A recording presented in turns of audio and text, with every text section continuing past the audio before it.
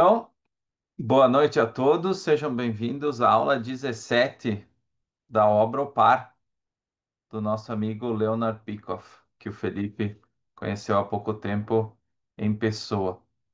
E hoje nós vamos terminar o estudo do capítulo 8, né, das últimas três virtudes, e também nós vamos falar um pouco de um vício. Nós vamos falar de três virtudes e um vício, que é o uso, da força, né? Nós vamos entender como essa questão ela dialoga com a filosofia da Rand. E, curiosamente, a primeira virtude de hoje vai ser a virtude da justiça, né? Dentro do contexto de tantas coisas que estão acontecendo no Brasil, especialmente. Por coincidência, hoje nós vamos começar pela virtude da justiça, né? Dentro do objetivismo e também nós vamos explorar indiretamente ali outras interpretações de direitos e justiça que o Eric trouxe ali, por exemplo, da ONU. Então, nós vamos também, da mesma forma que na aula passada, nós vamos discutir um pouco também sobre como outras perspectivas éticas tratam a questão da justiça, a produtividade e o orgulho, da mesma forma que nós fizemos na aula passada. Então, sem mais delongas, vamos começar com a justiça, essa polêmica justiça, né? Então, no objetivismo, a virtude da justiça é o quê? É a aplicação, né? Como nós vimos na outra aula, todas as virtudes objetivistas, elas são, de certa forma, ramos, né? Consequências, novas aplicações da virtude da racionalidade a contextos específicos. E justamente a justiça é a aplicação social da racionalidade. Então, é a forma como o homem racional deve lidar com outros homens. Como é que a gente deve se lidar, com os outros homens? A honestidade, a gente viu que é a fidelidade aos fatos, a integridade e a fidelidade às próprias convicções, e a justiça, então, é a fidelidade ao quê? Aos fatos sobre as outras pessoas, né? Sobre como elas agem, enfim, como nós podemos interagir com os outros. Então, a justiça é a virtude do quê? De julgar o caráter e a conduta dos homens de forma objetiva e agir de acordo, concedendo a cada um aquilo que ele merece. Então, o merecimento também tem sido muito discutido entre ontem e hoje, né? O que cada homem merece? É uma pergunta importante. Então, julgar não é um ato de arrogância, é reconhecer uma realidade moral, né? É reconhecer uma necessidade, né? Julgar é uma necessidade, não é um luxo. Da mesma forma que as outras virtudes que nós vimos, hoje nós vamos entender por que que não é um luxo, né? E julgar de acordo com o julgamento, com esse julgamento racional, é a expressão ativa da razão no domínio humano com relação às outras pessoas. Então, a justiça é o cimento moral da civilização. É o que permite que a civilização, né, possa existir, de certa forma. E nós vamos ver isso se desenrolando, na questão do amor, na questão do capricho, na questão da amizade, do favoritismo, da sociedade e também no caso do crime e da corrupção. Então, a virtude da justiça, ela torna possível o quê? Uma vida social baseada no mérito, na admiração e na cooperação racional, e não na violência, né? Então, a justiça, de certa forma, ela socializa a racionalidade. Então, o mesmo compromisso com os fatos que eu aplico ao mundo como um todo, ao que existe e a mim mesmo, eu aplico às pessoas, né? Sem favoritismo, sem culpas herdadas de pecado original ou de outras fontes, e sem isenções através de sentimentalismos.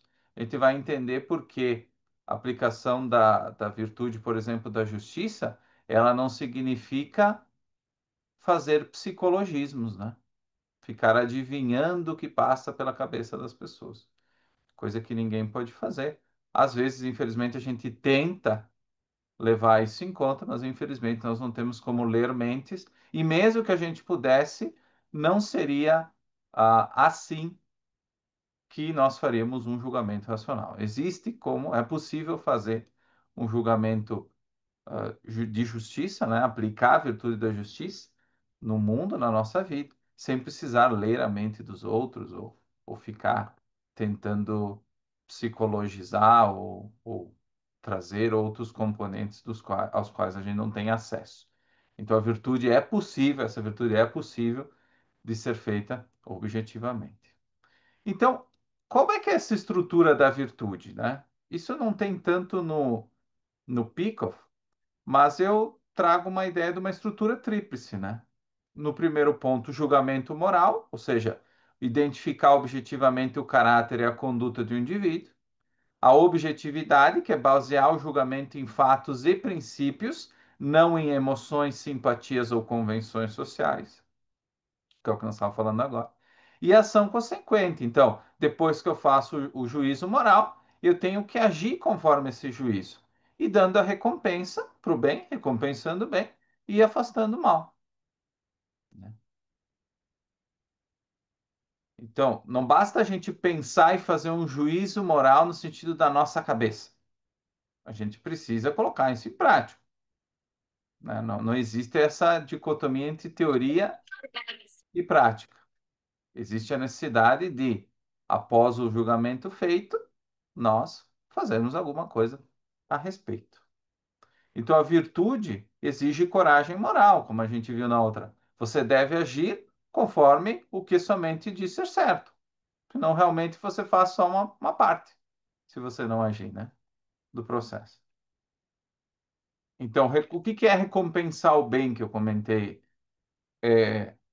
Admirar, confiar, cooperar e gerar oportunidades para essas pessoas, né?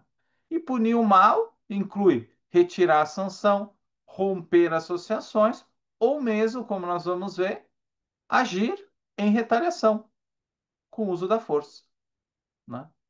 Contra aqueles que estão atacando os direitos dos outros e os nossos direitos, né? Como um todo. Então também inclui essa parte, a justiça, né?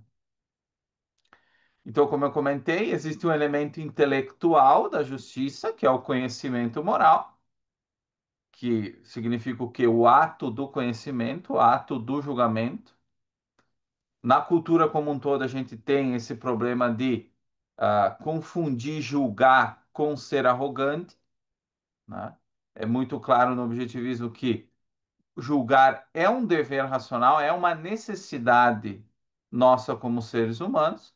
Então, como a gente pode conhecer, por exemplo, a natureza de um triângulo e de uma molécula, a gente também pode conhecer o que que é virtude e o que que é vício, e como esses conceitos se baseiam em fatos sobre a vida humana, né?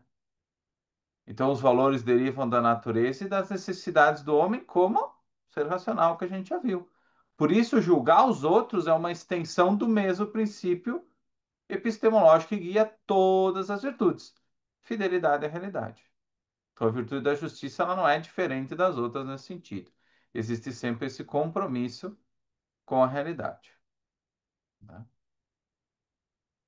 Então, o homem justo, ele avalia se o outro é racional ou irracional, produtivo ou parasitário, íntegro ou evasivo.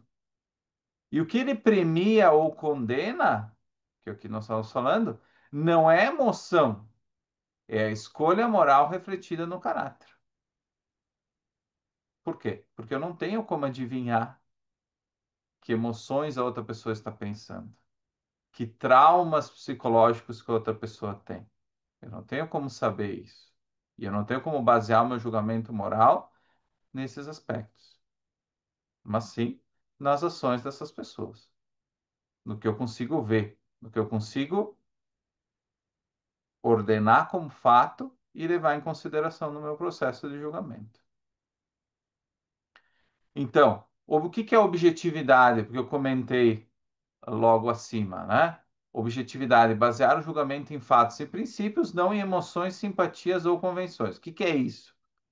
Objetividade nesse contexto significa o quê? Padrões explícitos, ou seja, virtudes e vícios definidos, evidências identificáveis, então as ações que essas pessoas fazem, o histórico que elas têm, se é consistente, se é inconsistente, e o contexto conhecido, o que a pessoa podia, deveria saber quando ela agiu. Então, esses são alguns dos elementos do que é essa objetividade no processo de julgamento. Então, não sei se tem alguma pergunta aqui. Agora a gente vai entrar em como julgar, então, objetivamente. Alguém tem algum comentário ali sobre essa primeira parte, rapidinha, da virtude da justiça?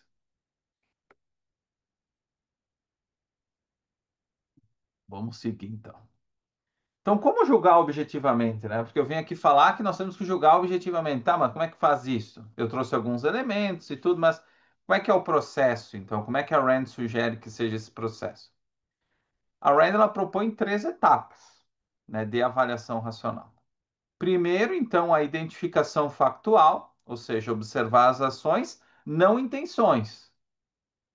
Como diria o ditado, o inferno está cheio de boas intenções. Mesmo que ele não exista, o ditado está aí para quem quiser entender. Então, o inferno está cheio de boas intenções. Então, nós temos que observar, identificar os fatos, as ações, e não as intenções. Então, fatos primeiro, motivos depois, a Rand fala. Então, a realidade vem antes das intenções declaradas. Tem muitas ditaduras com ótimas intenções. A União Soviética, por exemplo, tinha ótimas intenções. E nós vimos o que aconteceu depois da Revolução de 1917, que é retratado em Nós que Vivemos, um dos romances da Rand, um dos romances mais próximos de ser uma autobiografia. Então tá lá um livro que traz as boas intenções, supostas boas intenções do regime soviético, e a gente viu os fatos, né, depois do que aconteceu, né? Objetivamente, claro, né, como o Felipe coloca ali também, não eram boas intenções objetivamente, mas eram declaradas, né, como boas intenções, né, pelo povo, né? Depois eu vou comentar isso que o Eric colocou sobre o V de vingança. O segundo aspecto, então, a contextualização. Então, compreender o conhecimento disponível à pessoa no momento, né? Então, a Rand, ela gosta de distinguir o erro honesto, que é a falta de conhecimento, né, de um vício moral. O primeiro, né, o erro honesto é o que é um erro pela ignorância, por uma falta de conhecimento mesmo. E o segundo é uma evasão deliberada. E aqui pode ter diversos exemplos, né? Um erro honesto. A pessoa, em uma urgência, precisou lidar com uma máquina na empresa, tentou fazer uma coisa para fazer que ela voltasse a funcionar e acabou estragando uma peça dela. Então ali ela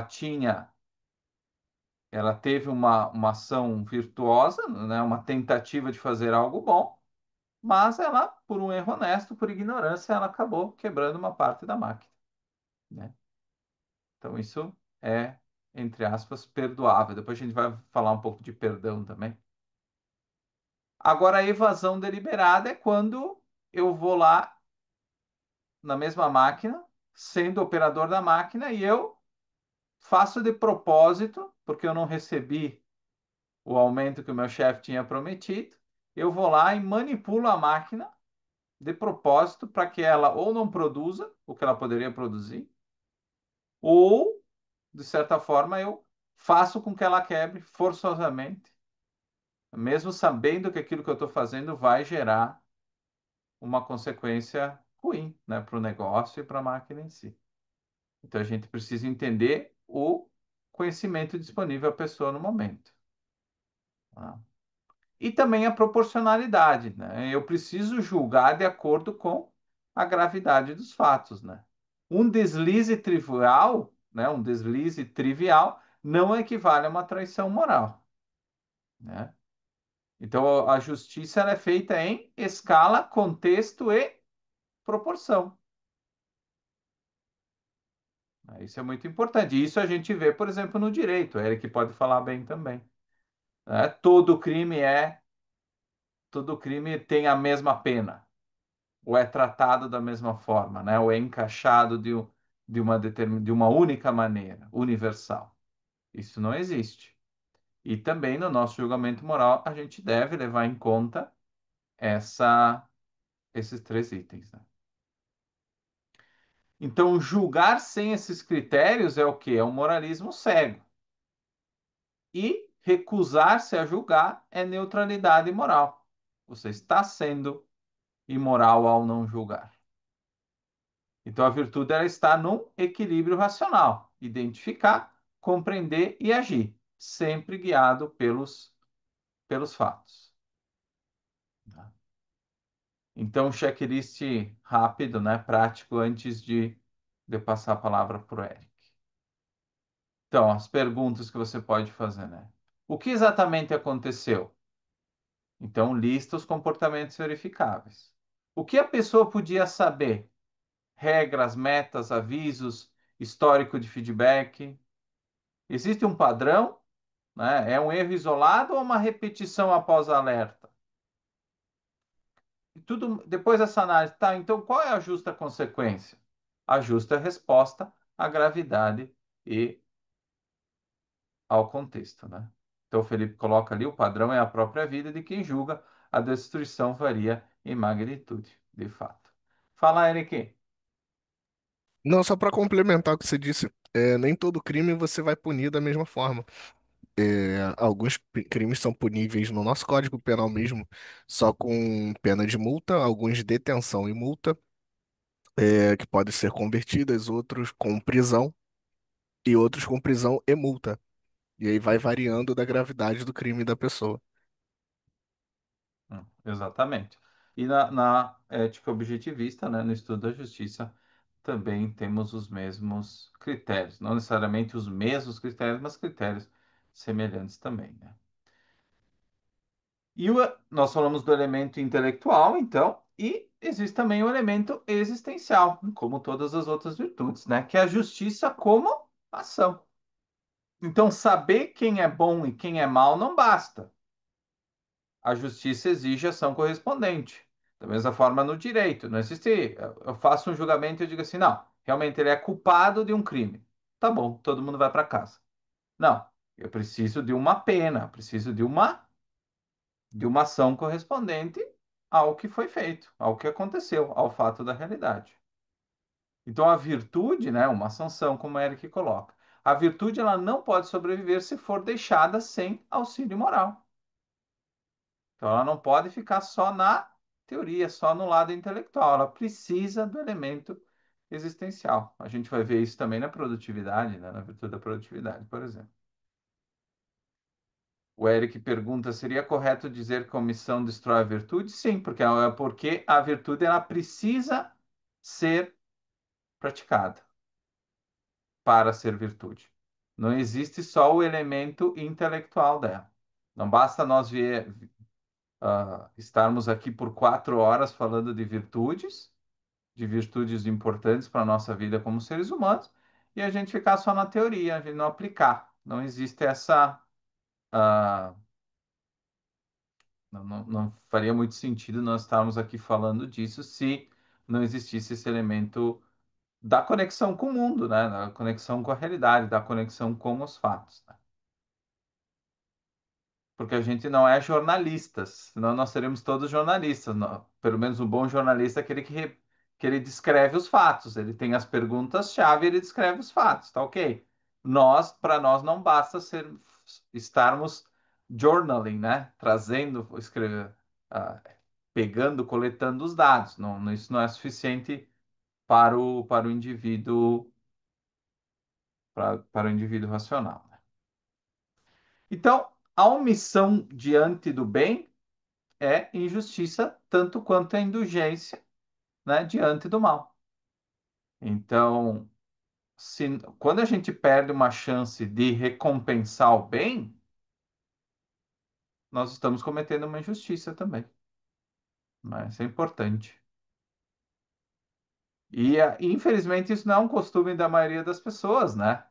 Como a Rand fala, nós vivemos na era da inveja, e na era da inveja é difícil, né, as pessoas fazerem esse movimento de ação de dizer que uma coisa é boa, estar feliz com isso e recompensar o que é bom. Hoje em dia, muitas pessoas elas se contentam em apontar o mal. Não se dão nem o trabalho de sancionar o mal. Elas gostam de apontar o mal unicamente. E elas esquecem, né? Ou buscaram mesmo que o mal. E elas deixam de lado o bem como um todo, né? Elas nem têm o foco no bem.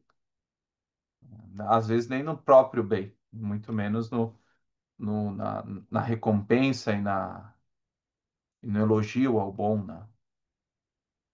Então a justiça ela é ativa, apoia, admira e recompensa o virtuoso, retira a sanção, apoio e validação moral do corrupto e do destrutivo, né? Então é assim que exatamente o Felipe coloca, né? Elas apontam o mal segundo o padrão delas. É pior ainda. Então é mal mais subjetivo, mais subjetivismo. Ou intrinsecismo, no caso da religião, né? Que é quando tu aponta dizendo assim, não, isso é coisa do demônio. É uma coisa intrinsecamente mal. Então eu não tenho base nenhuma na realidade para falar disso. Então eu não consigo nem entender racionalmente o que que é o mal. Eu faço pior do que isso, né? Eu, tá, né? Exato, né? O Eric fala aqui que os ateus são todos do diabo. Exatamente, eu não estou fazendo nenhum julgamento ali, né?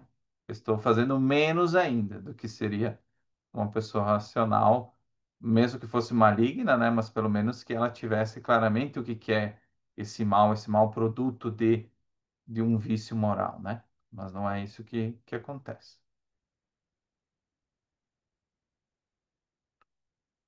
Então, justiça é pagar valor por valor. Da mesma forma que produtividade é trocar valor por valor, a justiça é pagar, né? Também valor por valor. Então, reforçando o que o Eric comentou antes, né? A neutralidade moral é uma forma de justiça. Então, não existe neutralidade entre o certo e o errado, assim como não existe neutralidade entre o verdadeiro e o falso, né? Não existe o em cima do muro. Então, quando você se recusa a julgar, você toma o partido do mal. Lembra que a Rand sempre falava que numa mistura entre o bem e o mal, né? No sentido de tu buscar ficar em cima do muro, sempre vai pender para o lado do mal, né? Que o cinza é o mal sempre. Ele está muito mais perto do mal do que o bem. Então, quando existe essa tentativa de neutralidade moral, há uma destruição do bem em duas formas, né? O abandono dos virtuosos, porque eles ficam sem reconhecimento nenhum, né? E uma legitimização dos vícios, permitindo que o mal prospere com aparência de tolerância. E essa palavra tolerância é muito usada hoje em dia nesse sentido mesmo, numa forma que ajuda o mal a prosperar. Então, o mal, ele depende do silêncio do bem. E ele vive da sanção dos virtuosos, como a gente viu nos romances da Rand, por exemplo. Então, quando o justo se cala, o injusto prospera. Então, uma cultura que se recusa a julgar valores acaba invertendo eles, né? O covarde é elogiado por ser tolerante e o íntegro é atacado por ser intolerante. Não existe. Então, a gente precisa ter esta postura ativa, né? Também. Agora a gente entra num critério que a Rand nos trouxe, né? A primeira vez, que é o princípio do comerciante, né? Então, o princípio do comerciante é a aplicação da virtude da justiça nas relações humanas. Então, o princípio do comerciante é a justiça em ação, é as trocas voluntárias de valor por valor, nunca por sacrifício, né? Então, ele tem dois níveis de aplicação: o nível material, então, no mercado, que é o qual a gente acaba conhecendo, que a maioria das pessoas conhece, né? Cada homem deve receber segundo o valor que cria. Então, o comércio é livre, né? O comércio livre é a forma econômica da justiça, como a Rand falava, né? O próprio capitalismo. Dar e receber por mérito, sem coerção, privilégio ou esmola. Então, ninguém pode exigir o imerecido, nem o mendigo, nem o burocrata. Essa busca da recompensa do que é merecido. E nas relações, né, e o nível espiritual, então, nas relações pessoais. Então, existe o princípio do comerciante nas relações pessoais também. Então, amizade, amor, respeito são trocas de valores espirituais. Então, amar alguém sem mérito é sancionar o vício dessa pessoa. Então, para Rand, né, isso é uma coisa que eu gosto sempre de trazer, né? No caso do amor, a definição do amor da Rand é a maior recompensa pelas virtudes morais de outro ser humano. Então, o amor não é dever, é pagamento pela virtude. A gente vai trabalhar sobre amor mais para frente, mas eu trouxe isso como um exemplo. Fala, Eric.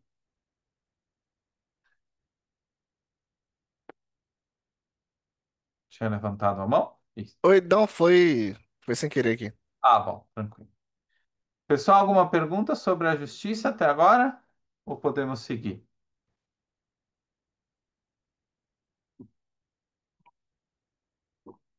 Bom, vamos seguindo então.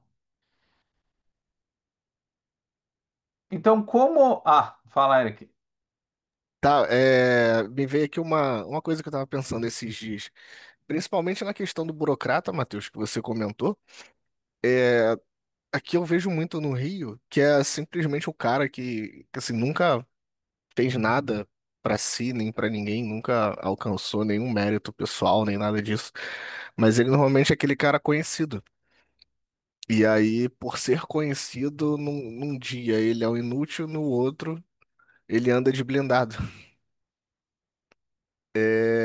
Chega a ser engraçado, né? Como é que essa questão das eleições ela eleva a pessoa a um status um pouco, um status que ele não deveria ter, se é que eu posso dizer assim.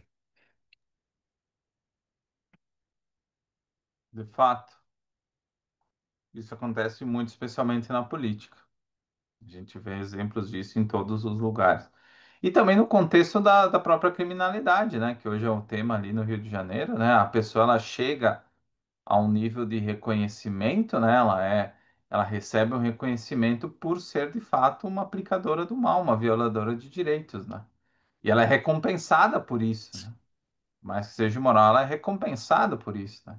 E ela chega num status onde ela pode efetivamente sistematizar essa prática da imoralidade em níveis sem precedentes, né? A questão é o quanto mais ele é imoral, mais ele é premiado. Exato. E essa é a inversão que a Rand fala, né? Que é o ódio, de certa forma, é o ódio ao bem, a ideia do igualitarismo, né? Que vem, que na sociedade como um todo traz isso, né? As próprias defesas. A defesa muito comum ao criminoso é que ele é a vítima da sociedade. Então, a resposta para isso seria o igualitarismo, né? Que essa forma de pensar ela confunde a igualdade perante a lei com igualdade de resultados. Então, o que que o bandido poderia fazer na favela? Só restou o crime. Então, ele está moralmente sancionado, né? Agir assim porque ele não pôde fazer nada, né? O contexto dele só restava ele ah, só restava ele entrar para o crime, né? E aí quando surge a consequência, então as pessoas ou elas entram, ou elas ficam revoltadas com os fatos, né? Elas ficam irritadas com as consequências, revoltadas com ela, mas a causa eles esquecem. Um amigo meu, ele, inclusive sobre essas mesmas operações do Rio, um amigo meu fez uma analogia muito boa. É tipo o Harry Potter. Para você encontrar o culpado. Quem é o vilão da história do Harry Potter? É aquele que não pode ser nomeado, certo? Você não pode falar sobre ele. É, Você falar do Cláudio Castro, do governador, é muito fácil. Ele tá aí, ele é o Estado. Então você vai falar que ele é isso, que ele é aquilo, ele faz, acontece. Que o Cláudio Castro determinou e aí o BOP fez o que fez. Mas nenhuma mãe daqueles vagabundos vai lá falar que, por exemplo, o Doca. que é o dono de lá, botou um fuzil na mão do filho dela e ocasionou a morte dele. Sim. Ninguém Isso vai eu falar esse ouvi, tipo de pelo coisa. menos, né? É porque Interessante. sabe por quê? Porque se falar, você sabe o que que acontece com ela, né? Exato. Entende? Então, essa questão ah, essa questão do igualitarismo, né, que ela ressurge nesses contextos, por exemplo, que o Eric está trazendo aqui, a gente vê que então ela é movida pelo quê? Pela era da inveja, né? Pela inveja e o ressentimento. Então ela não busca elevar os fracos, ou seja, ela não busca criar oportunidades para as vítimas da sociedade, né? Ela não procura promover o bem de alguma forma, mas ela quer nivelar por baixo, ela quer rebaixar os fortes. Então é o ódio ao bem por ser o bem, como a Rand falava, né? Então é uma hostilidade que chega a ser uma hostilidade metafísica do medíocre contra o virtuoso. É um ódio muito profundo do que é bom, né? Então o ódio do parasita contra o criador, do covarde contra o independente, vai mais além da própria discussão ética que nós temos hoje, né? Você sente a pessoa, ela tem, parece que mesmo quando você não coloca em termos filosóficos, parece que vem do fundo, né? Do ser dela, essa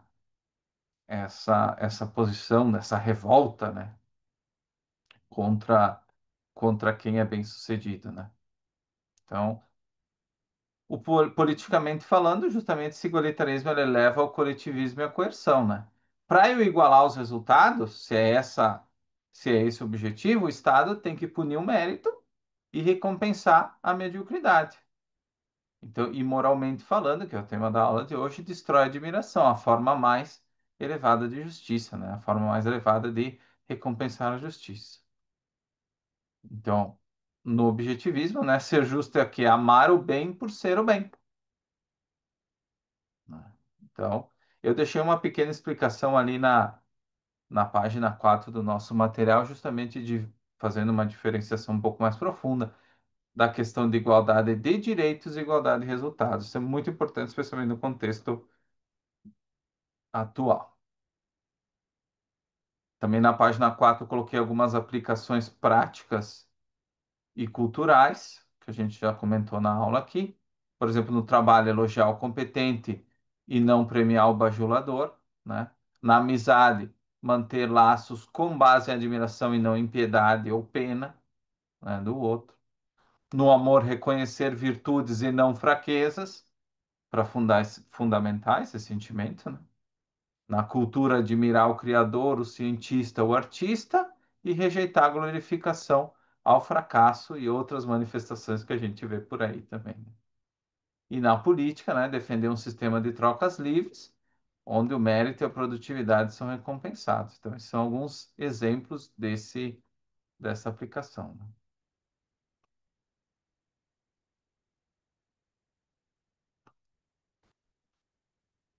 Então, mas assim, como nós estávamos falando no início da aula, a justiça ela é vista assim, a definição de justiça é igual para outras linhas filosóficas, como o objetivismo? Todas têm essa definição de justiça, ou não?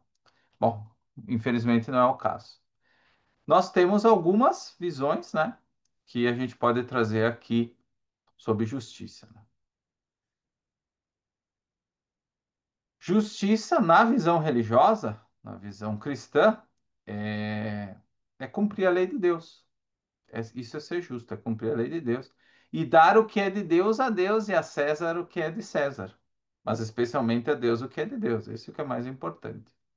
Então, o critério do justo não é a correspondência aos fatos, mas conformidade à vontade divina. Então, o justo é quem obedece, mesmo sem compreender, né? É buscar a Deus.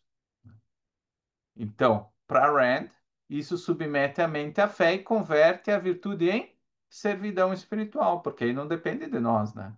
Depende de uma autoridade que vai nos dizer o que é justo. O julgamento, em última instância, não é nosso e não é baseado nos fatos. Nós temos a visão utilitarista, que é a justiça como cálculo de consequência, né?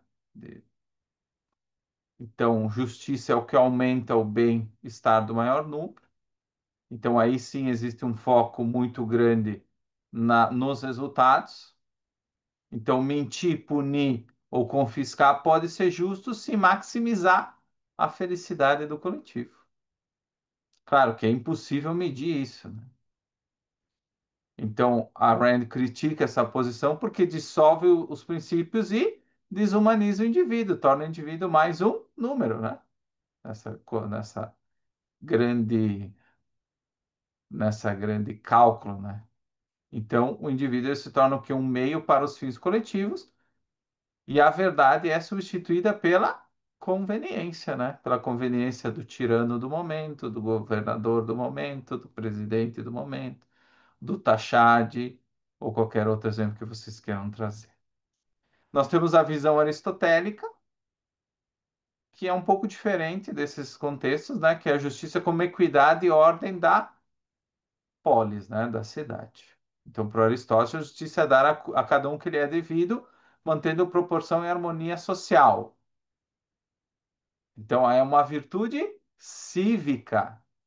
Então, também é medida pelo bem da polis, né? Da polis, não, do de police, do extingue de police. Não, é pelo bem da polis, da cidade, né? Então, a Rand, ela até reconhece o mérito dessa posição, mas ela reconfigura o fundamento. A justiça não é primariamente, como era para Aristóteles, um dever cívico, mas sim uma virtude cognitiva do indivíduo. Fidelidade aos fatos sobre as pessoas, independentemente da harmonia social que pode ou não pode trazer. Então, vocês percebem que o foco, né, que a orientação de Aristóteles era uma orientação do coletivo, da polis, em primeiro lugar. E, em segundo lugar, a questão do indivíduo, né? Harmonia social, que é de quê que ele comenta. E a visão objetivista, como a gente viu, é a fidelidade racional ao mérito, né, aos fatos. Então, a justiça é aplicar aos homens a mesma reverência pela realidade aplicada à natureza, julgar com base em fatos e agir proporcionalmente, de acordo com o princípio do comerciante que a gente viu agora há pouco, né?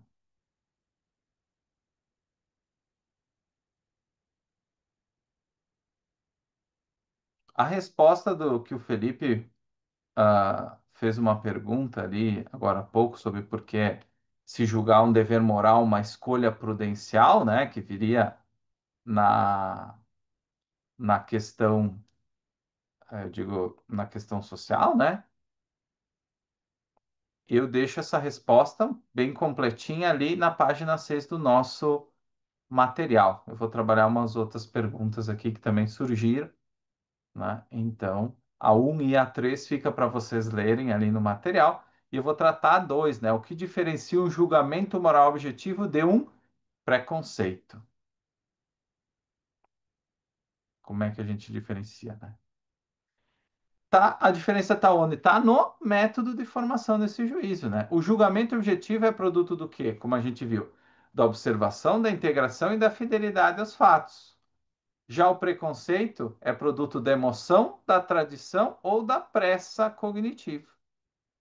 O homem justo, ele não seguia por impressões ou rótulos, mas por evidência, né? Que foi aquele processo que a gente comentou. Já o preconceito, ele parte de uma generalização arbitrária sem relação com a realidade específica. Eu poderia trazer alguns tipos de preconceito aqui na aula, mas aí o YouTube vai me bloquear. Então, se vocês tiverem curiosidade, a gente pode brincar no privado, mas vocês já entendem o que eu quero dizer. Então, a Rand ela chama o julgamento objetivo de uma virtude cognitiva e o preconceito de uma evasão emocional. Eu fujo do processo racional através de uma evasão. Então, no primeiro, no método objetivista, a mente age e no segundo ela reage. Ela reage. Então, o julgamento racional é revisável. Diante se os fatos mudam, eu vou mudar o meu juízo. Agora, o preconceito ele é impermeável, ele ignora fatos contrários, né? Então, o homem justo ele entende que a moralidade não é uma etiqueta fixa, bom ou mal, mas uma avaliação proporcional ao grau de racionalidade e virtude que alguém demonstra, né? Já o preconceito, né, ele simplifica o complexo e transforma o que a gente considera como moral em estereótipos. E no Brasil a gente tem vários desses estereótipos, né, inclusive pela nossa história. Então, na prática, a diferença se revela pela atitude frente à verdade. O justo busca compreender. O preconceituoso quer confirmar o que ele sente. O primeiro aplica o princípio da realidade, o segundo vive da primazia da consciência. Por algum motivo me foi revelado através da minha emoção que aquilo é correto. Essa é a perspectiva. Deus me disse, né, o meu grupo falou, ou qualquer outra autoridade que você queira colocar aí, né, no lugar. Então, as outras duas perguntas para vocês conferirem no material é: julgar é um dever moral uma escolha prudente? E a terceira, que é uma pergunta bem interessante que chegou para mim, é possível amar alguém imoral? Né? Porque para muita gente que está conhecendo o objetivista, o objetivismo, né, num processo, e a Rand, ela fala, ela dá aquela ênfase do branco e preto, né? Então ela diz assim, não, eu vou poder amar alguém, eu só vou poder amar alguém se ele for totalmente virtuoso, 100%, né? Se tiver um viciozinho, um defeitinho, não, sai da minha vida. E na verdade a gente entende que não é assim. Existe sim a necessidade de um compromisso em buscar a virtude, seja em qual nível for. Então isso sim é algo que precisa estar presente, mas isso não significa 100%, né? A, um dos fatos interessantes é que muitos relacionamentos eles dão certo, não porque são duas pessoas 100% virtuosas, mas porque existe um compromisso da busca da virtude e eu acabo, dentro de determinado contexto, eu valorizo muito não é bondade, mas o bem que a pessoa faz em diversas áreas da vida dela. A virtude dela em diversas áreas da vida dela. Não quer dizer que ela seja 100% em todas as áreas dela, da vida dela. Mas na parte que é virtuosa dela, é o que eu me apego, é o que é importante para mim, é o que eu valorizo, é onde que existe essa comunicação, é essa troca de valores, essa troca de valor por valor. Então aqui a gente não está falando de 100%. A gente está falando do compromisso e de realmente fazer o ato, né, o esforço de recompensar o bem nessa troca de valores. Então eu reconhecer o que há de bom na outra pessoa e eu basear o meu relacionamento disso e num compromisso mútuo, claro, de ah, trabalhar em mim mesmo e trabalhar com essa pessoa para que o relacionamento se torne melhor e mais virtuoso. Então, que a pessoa busque valores na áreas que daqui a pouco ela tenha dificuldade no momento, mas que ela tenha esse compromisso, essa orientação para ação. Porque também, tampouco não adianta dizer assim, eu vou mudar. Não, eu entendi, eu compreendi o que o Matheus falou ali na aula, mas eu não vou fazer nada a respeito. Eu entendi o que é ser virtuoso, o que é a virtude da justiça. Eu entendi, mas não vou fazer nada. Amanhã eu vou continuar igual como eu estou hoje. Como se eu não tivesse assistido a aula, como se eu não tivesse lido, nada. Então, isso sim que é um red flag, né? É uma bandeirinha vermelha ali no relacionamento, seja relacionamento amoroso ou relacionamento de amizade, seja qual for. É muito importante a gente ter essa perspectiva. Alguma pergunta sobre a justiça antes da gente entrar na produtividade?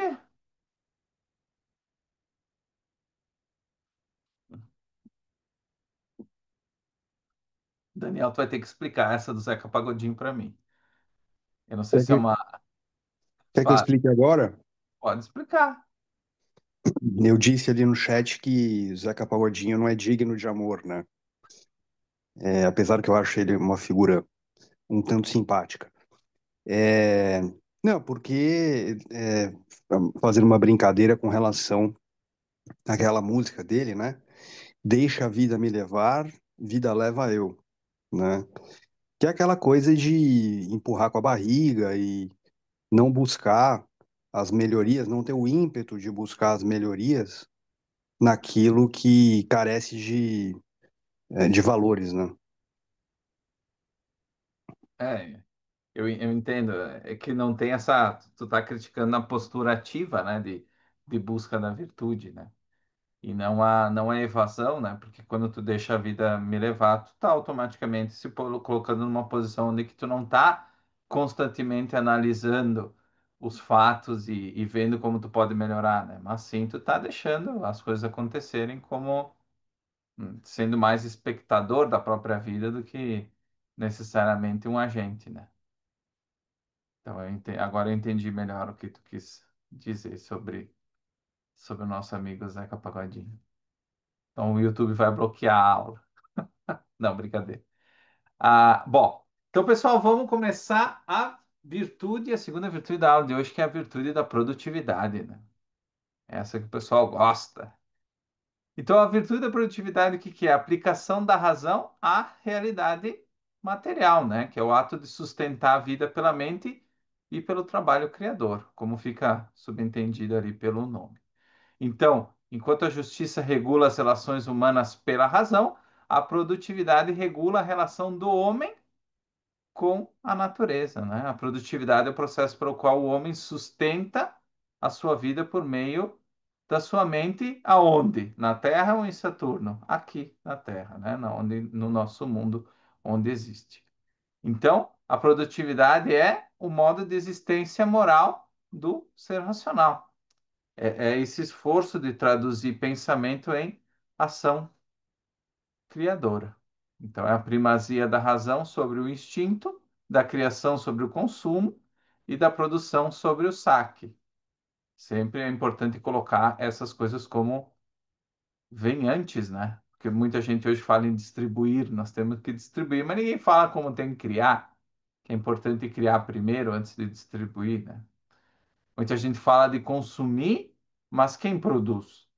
Né? Eu só posso consumir alguma coisa que foi anteriormente produzida, né? E mesmo os políticos, né, ou ladrões só podem saquear o que foi criado primeiramente, né? Não pode roubar um nada, né? O Eric comenta, né? Se você falar em produção ou construção, você é fascista, né? Então, vamos cuidar aqui para só falar um pouquinho. Então, se a justiça é dar a cada homem o que ele merece, a produtividade é dar à existência o que ela requer, que é o quê? Esforço mental, planejamento e ação. É o elo entre viver e pensar, né?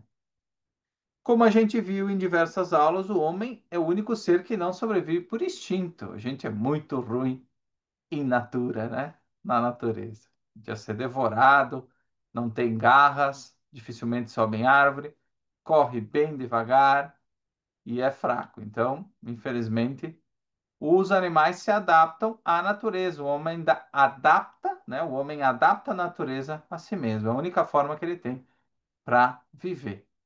Então, cada ferramenta, cada tecnologia, cada forma de cultura humana é o quê? É uma extensão da nossa capacidade de transformar a realidade segundo os valores que a gente escolhe.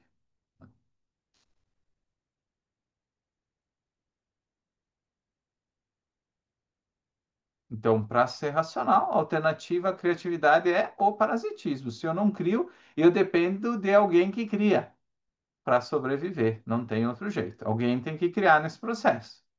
Então, quem não cria, vive da criação alheia. Tá? Quem renuncia a produzir, renuncia a quê? Ao próprio meio de vida, né? Ao nosso meio de vida. E é importante destacar que a produtividade não é mero trabalho, não é fazer qualquer coisa, não é cavar buraco no quintal e depois colocar terra de volta, sem propósito nenhum. Trabalho né? Produtividade é trabalho com propósito racional. Então, o esforço cego, sem planejamento, não é virtude, é fadiga irracional, é perder tempo, né? Então, a virtude da produtividade une razão, propósito e ação num ciclo criador. E o Eric falou perfeitamente ali que Marx e Keynes discordariam de mim, especialmente o Marx. Realmente eles discordariam de mim. Então, a virtude da produtividade também tem um elemento intelectual e um elemento existencial. O intelectual é o reconhecimento, né, que a produtividade, a virtude da produtividade, exige o quê? Foco racional, método e propósito. Não é só esforço físico, suor, como Marx gostava de dizer, mas trabalho orientado pela razão. Então, o homem produtivo ele age com clareza quanto ao que ele quer e consciência da causa. Ele sabe o que é necessário para conseguir o que ele quer. Então, todo ato produtivo começa com pensamento. Seja um camponês planejando uma colheita, ao engenheiro que está projetando uma ponte. Então, a mente é a fonte do valor, o corpo é apenas seu instrumento. Então, a gente não pode depender só do suor, né?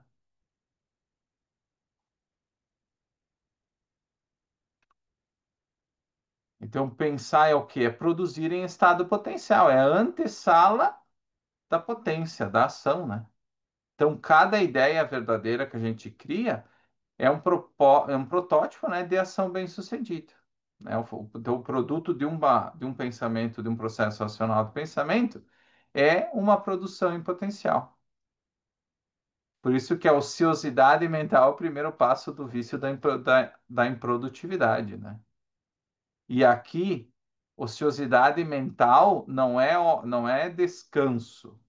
Aqui é um esforço ativo de evasão mental, de não pensar, a escolha de não pensar. Então é isso que que eu estou me referindo aqui, né? E o elemento existencial é justamente o elo, né, entre o pensamento e a sobrevivência, que é usar a nossa mente continuamente para, né, como ferramenta de adaptação ativa à realidade, né? Então, produzir é escolher viver, planejar e criar valores que sustentam a nossa própria existência. Não, e o trabalho produtivo é importante, né? A virtude da produtividade é a capacidade de produzir com propósito, equilíbrio e ética, exatamente, Rafa.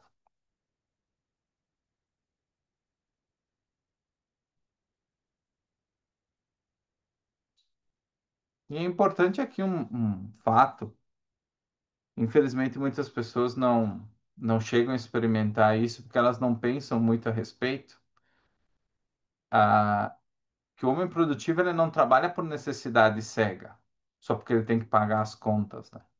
Mas porque ele ama o próprio ato de criar, o prazer espiritual de ver o pensamento dele transformando o mundo e transformando a própria vida dele. Então, a gente não pode simplesmente tratar o homem produtivo, mesmo aquele que gera valor econômico, a produtividade econômica, como um homem virtuoso no sentido da virtude da produtividade. É bom a gente pensar nisso, né? Porque a justificativa simplesmente econômica, vou trabalhar para pagar as contas, ela não se constitui como exercício necessariamente da virtude da produtividade que nós estamos falando hoje.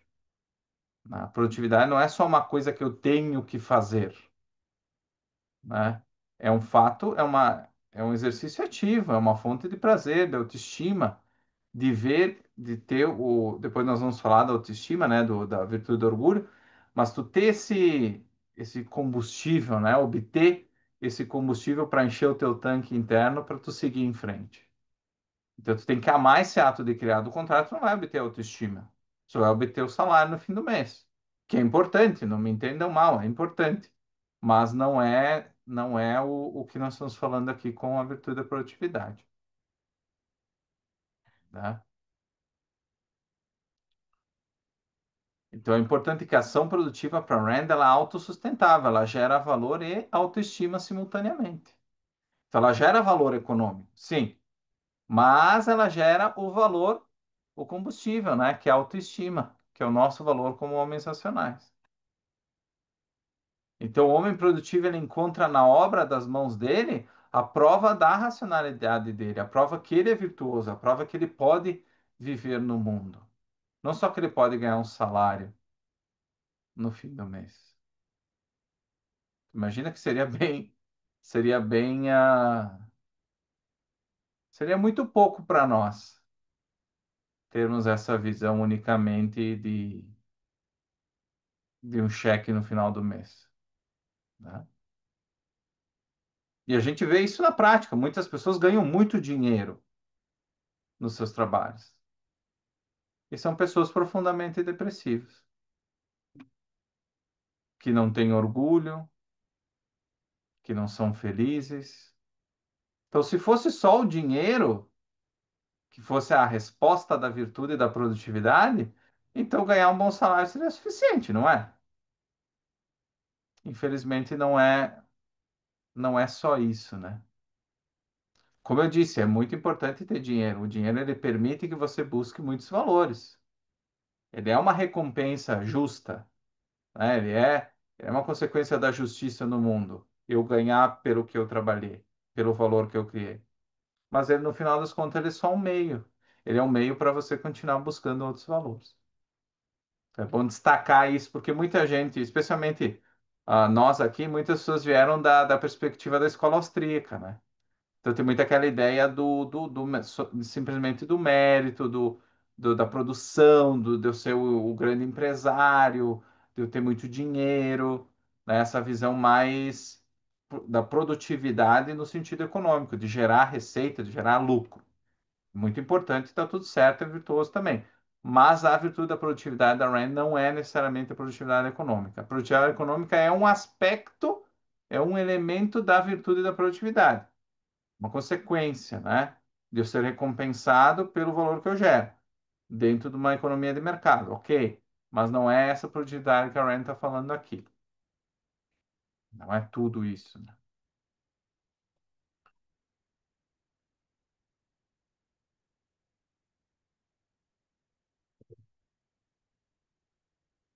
E, e uma coisa importante é assim, para Rand também, né? Que eu acho que é uma continuação do que eu trouxe agora.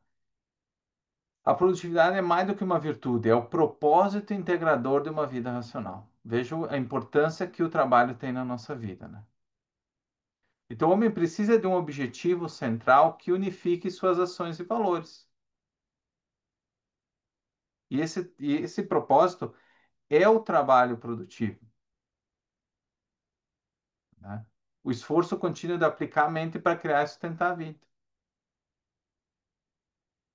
Então, vocês percebem novamente que o valor, que o propósito, né, o trabalho produtivo, ele é central na filosofia objetivista, ele é central na vida humana. Ele é aquele objetivo que unifica todos os outros valores. Então, é como se fosse uma bússola moral da nossa alma, né? Ele transforma dias em história, atos em progresso, esforço em felicidade.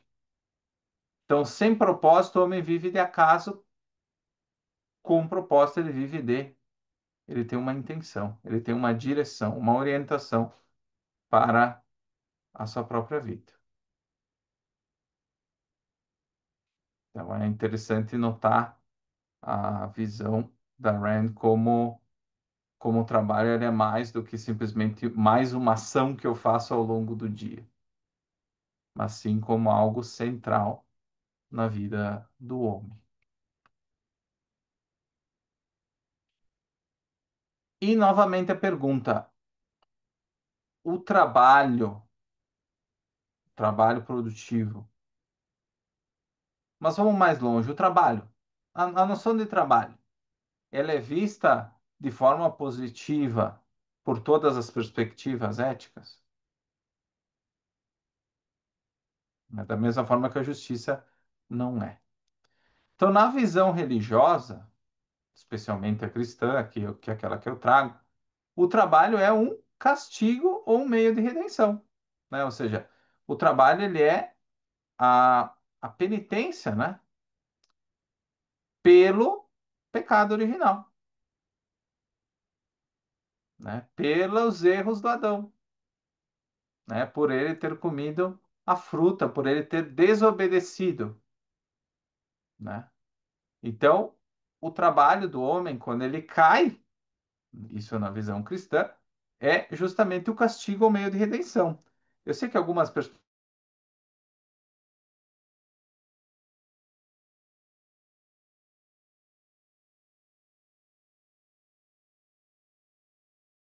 perspectivas protestantes têm uma visão um pouquinho tentativa, mas infelizmente, né, há,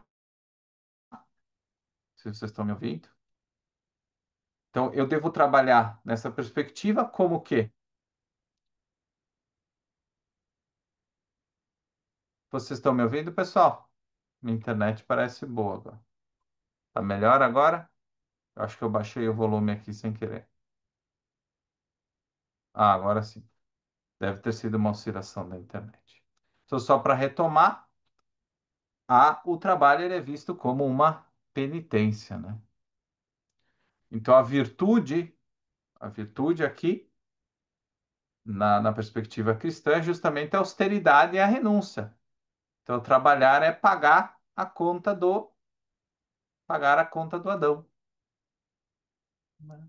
Ele deixou a dívida, ele cometeu o crime e nós vamos pagar. Então, o ideal não é criar, mas sofrer com humildade.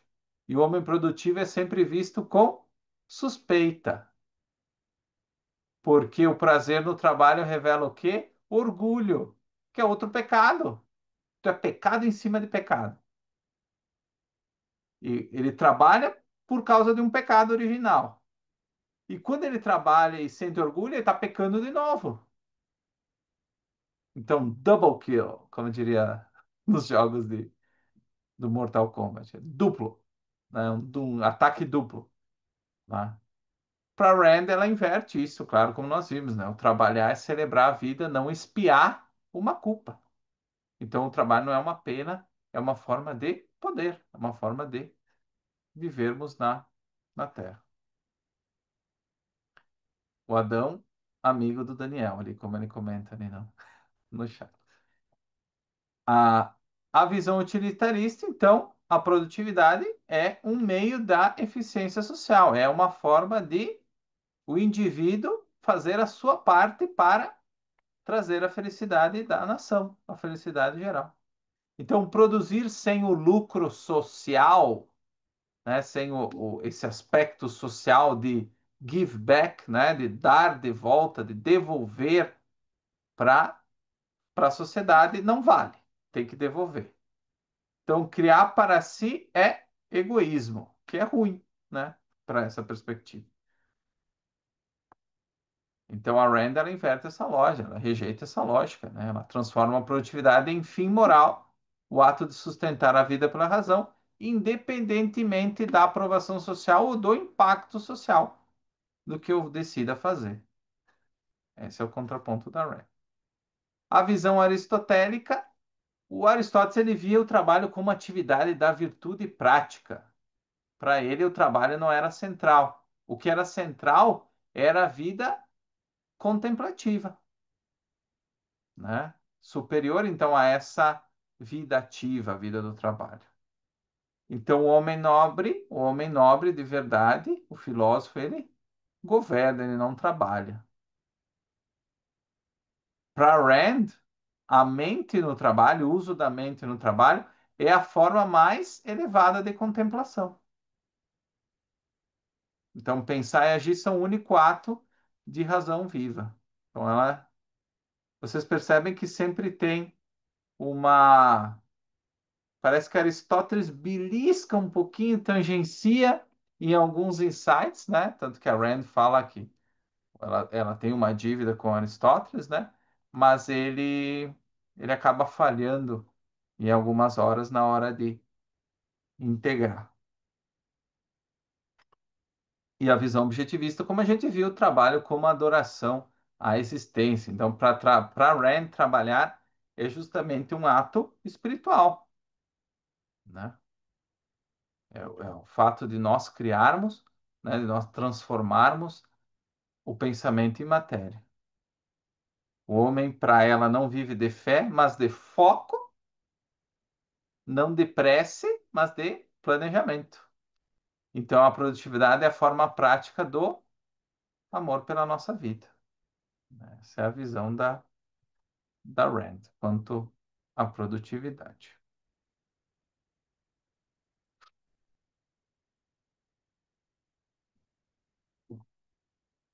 Então, na página do nosso material, deixa eu ver aqui para não errar, na página 12 tem a resposta à pergunta: a produtividade é uma virtude universal ou depende de vocação individual? Porque uma das críticas muito normais ao objetivismo era que a Rand ela gostava de empresário, que eu jamais poderia, o lixeiro, ele jamais podia ser um herói objetivista. Não, não, herói objetivista só empresários, só. Essa foi uma crítica, inclusive, muito comum à Rand, e isso não é verdade, né? Então, a explicação disso está ali na página 12 do nosso material, está bem explicadinho. E depois eu peço que vocês copiem essa resposta e compartilhem com o máximo de pessoas possível, né? Outra pergunta que está ali: toda criação é moralmente produtiva? Todo tipo de arte é moralmente produtivo? Toda inovação é progresso? Mais uma pergunta polêmica, que eu quero que vocês depois vejam e vejam se vocês concordam com a minha resposta. E por fim, porque o trabalho produtivo também é um ato espiritual. Isso falando para a família no grupo do WhatsApp, isso daria uma polêmica enorme. Falar no grupo do Zap que o trabalho produtivo é um ato espiritual, né?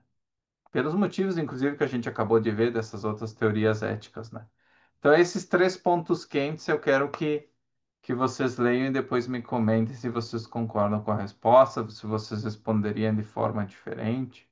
Essas respostas, elas são, eu acabo abrindo um pouco mais aquela questão da diferença de produtividade moral, né, como virtude e produtividade econômica, a questão que a Rand, da veneração da Rand pelo trabalho, como um ato espiritual, então também a resposta ali explica um pouco melhor isso, e a polêmica, né, de toda criação é moralmente produtiva. Então, qualquer coisa é moralmente produtiva? Essa é uma pergunta importante que eu quero que vocês pensem a respeito e depois a gente pode conversar em outro momento. Alguma pergunta sobre a produtividade, gente?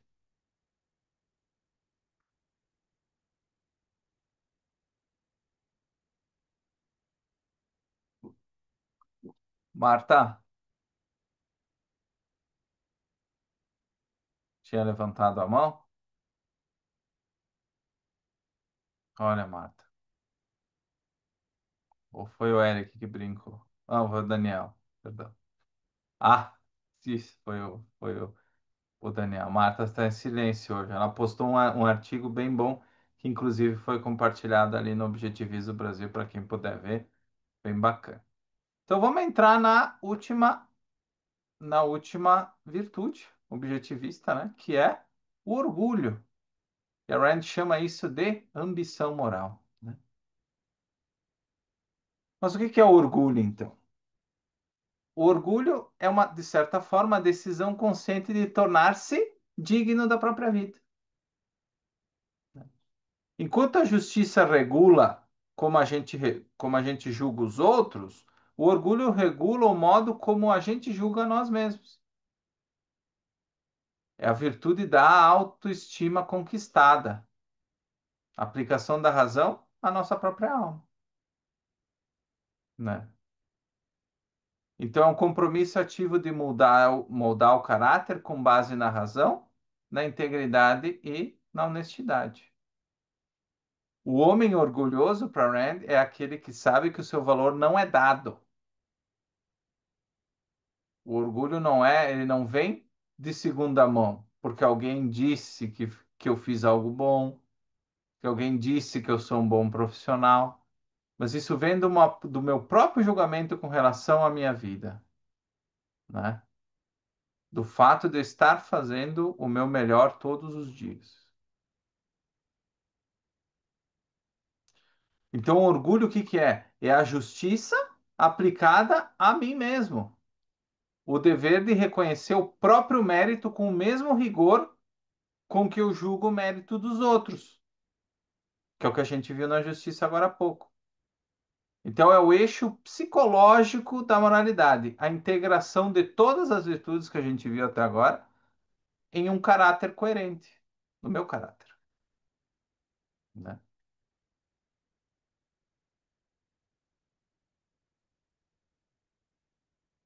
Então, é o desejo de viver à altura dos meus próprios valores e a recusa em me conformar com a mediocridade.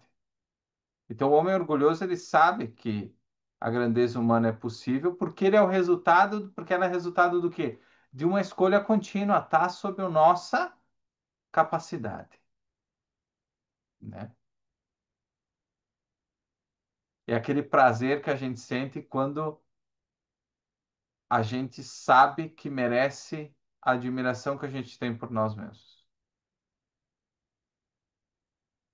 Isso nos dá poder moral, nos dá poder de continuar, poder, a vontade de seguir em frente, né?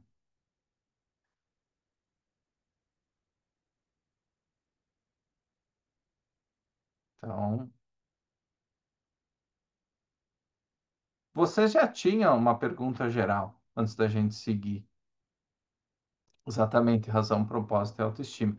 É interessante que no capítulo passado o Peikoff ele traz a razão, né? E agora ele insere o propósito e a autoestima no meio do estudo das virtudes, que dizem respeito a elas. Então é muito curiosa essa divisão que ele faz. A Rand ela não faz essa divisão. Ela trata os três em conjuntos, lá na virtude do egoísmo, no primeiro ensaio, que nós vamos ver em detalhe no outro ano.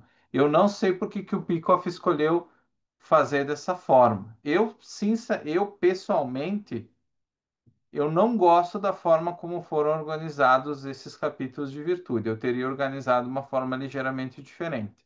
Eu não teria misturado agora de novo, né, esses critérios centrais, né, esses valores centrais no meio das virtudes. Eu consigo entender o que ele quis fazer, mas eu não necessariamente concordo com a forma como foi colocado. Então, a minha discordância é de estrutura, não é de conteúdo, né, não é da substância do que ele está falando, mas eu não organizaria dessa forma.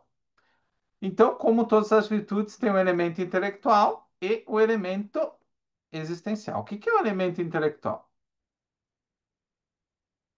Justiça, né? Então, ser orgulhoso é se julgar também com objetividade, como a gente fez lá na justiça com os outros, né? Reconhecer méritos e falhas de forma racional, sem falsa modéstia, então eu sem ter vergonha de dizer que eu sou bom no que eu sou bom, nem auto-engano, quer dizer que eu sou bom numa coisa que eu não sou,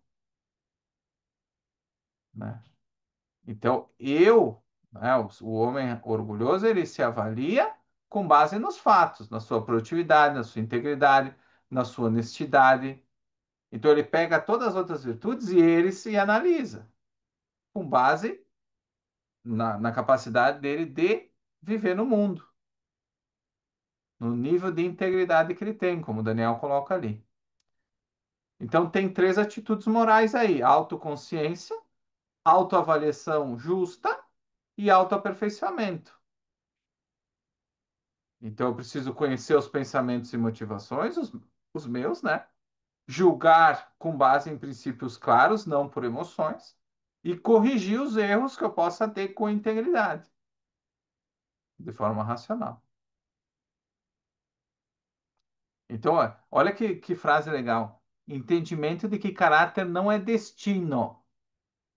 Eu não nasço pronto. Eu não nasço homem com caráter pronto. Ele é construído. Então, é escolha. Então, entendimento de que caráter não é destino, mas escolha. O homem torna-se o que pensa e faz repetidamente. Fala, Daniel.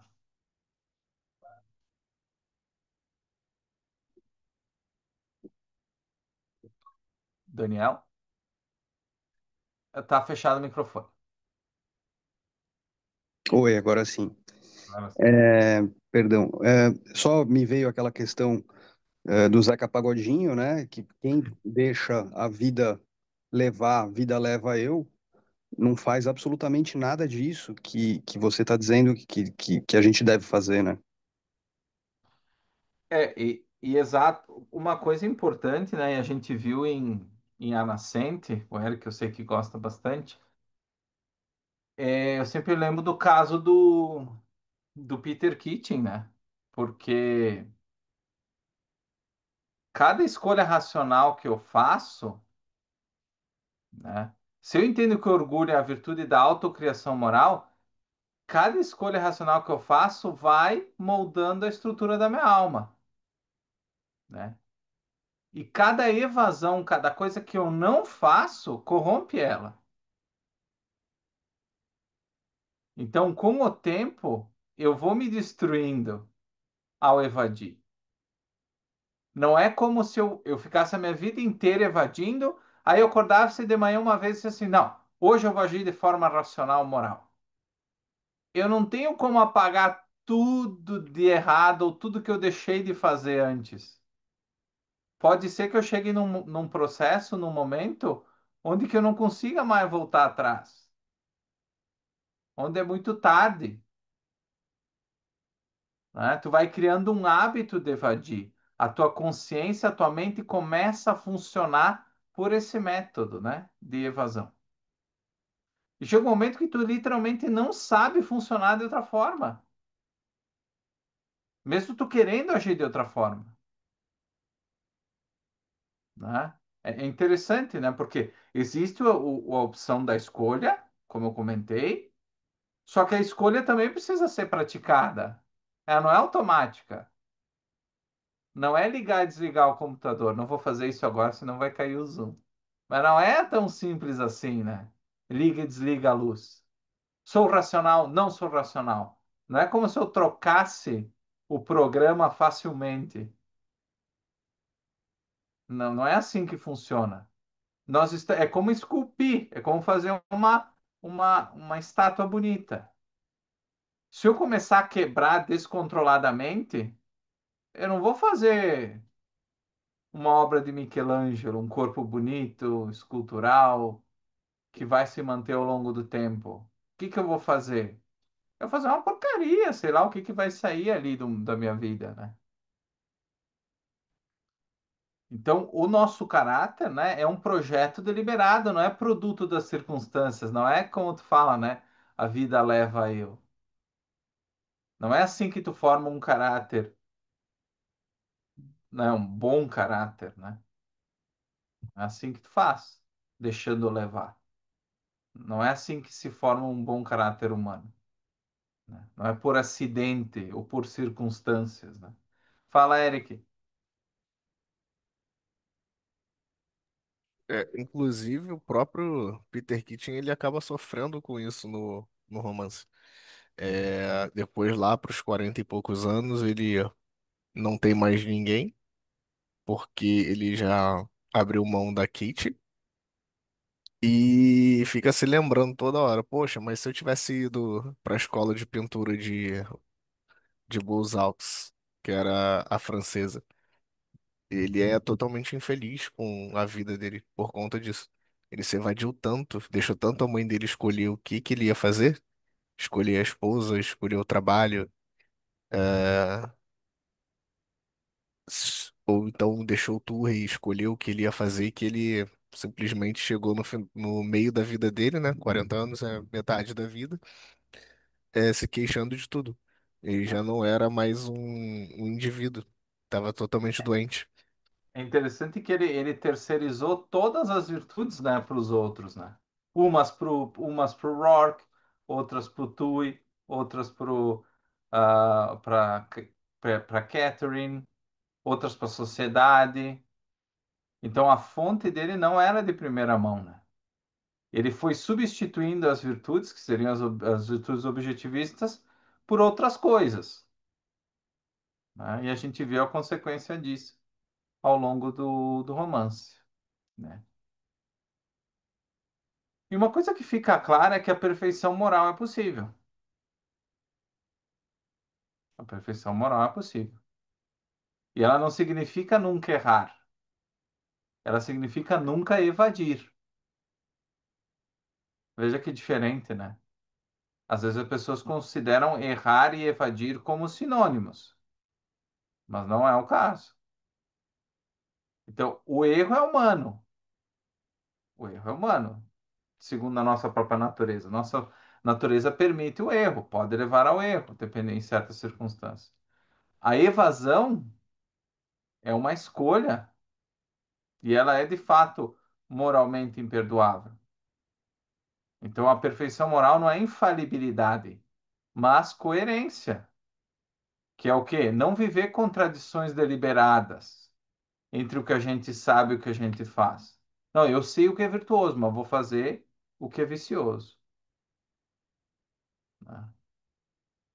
Então, o orgulho é o guardião dessa integridade interior e ele exige esse foco mental contínuo, não é acidental. Fala, Daniel.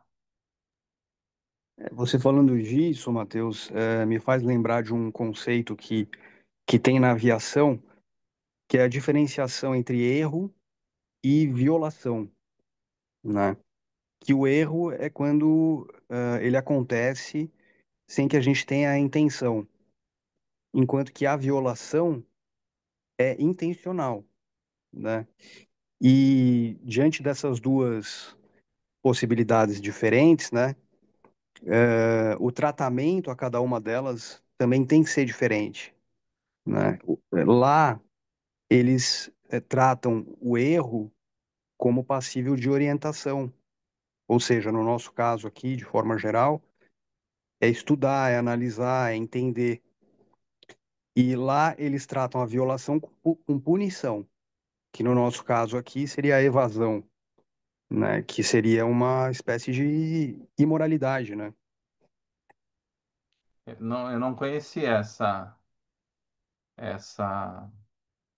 esse exemplo, essa comparação bem colocado, Daniel. Obrigado.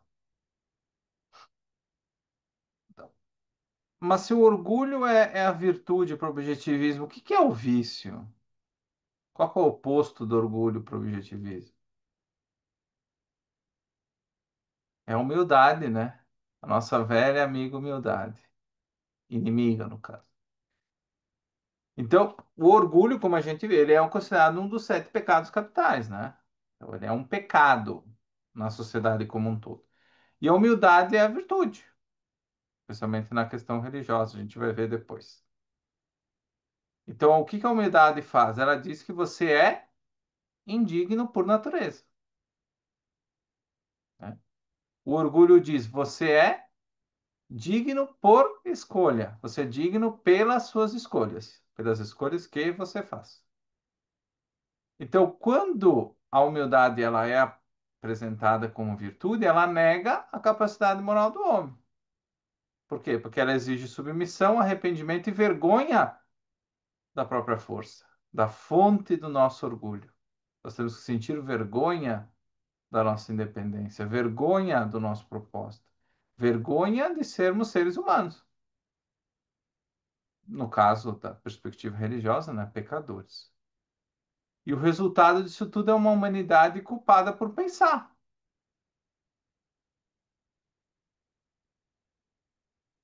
Por isso que muitas pessoas se sentem culpadas, né, ao longo da vida. Elas são empresários bem-sucedidos, mas elas têm culpa, elas sentem culpa por serem bem-sucedidas, por terem lucro, por terem orgulho. É como se fosse isso fosse uma injustiça para com os outros, né? Isso é bem interessante. Fala, Eric. Você falando isso, eu lembrei agora de quando eu peguei a minha carteira da ordem, e aí a galera fazendo discurso, né, pra família e tal. E todo mundo, não, eu quero agradecer primeiro a Deus, porque sem ele eu não estaria aqui, que eu não sei o que, tal, tal, tal. E aí quando eu falei, primeiro eu quero agradecer a mim pelo meu esforço e porque o meu esforço me fez estar aqui hoje, eu vi que algumas pessoas me olharam assim, tipo, caraca, é, esse cara aí é meio estranho, sabe? E eu não falei disso, eu não falei de Deus em momento algum. E aí eu vi que as pessoas tomaram um baque, né? Tipo, como assim agradecer a ele? E aí eu falei, agradeço primeiro a mim pelo meu esforço que me fez estar aqui, por eu parar para estudar, para trabalhar da forma que eu sou. E quem me criou assim foi minha mãe, e aí eu fui estendendo, né? Aí comecei o meu discurso. E assim, eu no final também não agradeci a banca da OAB, porque eu não tenho o que agradecer eles. Pelo menos É, na minha visão, eles não me ajudaram em nada. Mas todo mundo, ah, não, e agradeço a vocês também. Por quê, cara? Tipo, não, muito bem colocado. E como tal qual as outras virtudes, o orgulho não é visto da mesma forma por outras perspectivas filosóficas, né? Como a gente já viu. Na visão religiosa, né, o orgulho é pecado original. É um dos sete pecados capitais. E de onde é que vem esse maior pecado? É a rebelião de Lúcifer. Quando ele se rebela, ele mostra a faceta desse pecado, a faceta do orgulho, né? Então ele não mostrou que a humildade de quê? De reconhecer a própria insignificância dele perante Deus. E nós devemos fazer isso. Ele fez errado, nós devemos fazer certo. Então essa virtude se torna submissão. O ideal é o quê? A gente confessar essa culpa original e depender do perdão de Deus. Ou do sacrifício de Jesus na cruz. Uma das duas. Tanto que Jesus se sacrifica para expiar os nossos pecados. Entre eles o orgulho, né? Entre eles o orgulho. E a Rand considera isso uma mutilação espiritual, né? O homem se torna servo e a excelência se torna crime, né? E para Rand, o orgulho não é pecado, né? É a raiz de toda virtude. Porque sem autoestima, sem esse combustível, não há moralidade. A gente não tem força para seguir em frente. A gente não consegue ter o feedback da realidade com relação aos nossos atos. Fica faltando alguma coisa no processo, né? Fica faltando algum processo. Porque assim, pessoal, de verdade, a escolha de viver é uma escolha diária, não é automática, como a gente viu lá no início da aula, né? Então, nós precisamos ter essas virtudes, especialmente a virtude do orgulho. Essa certeza de que nós podemos e, por que não, queremos viver nesse mundo.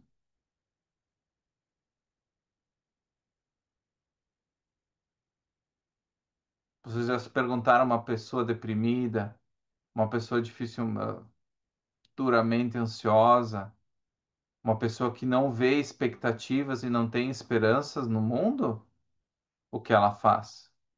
Essa pessoa não tem orgulho. É justamente a falta do orgulho, a falta dessa autoestima que faz ela chegar no momento em que ela diz: Olha, eu acho que aqui não está dando certo. Essa vida que eu estou levando não está dando certo.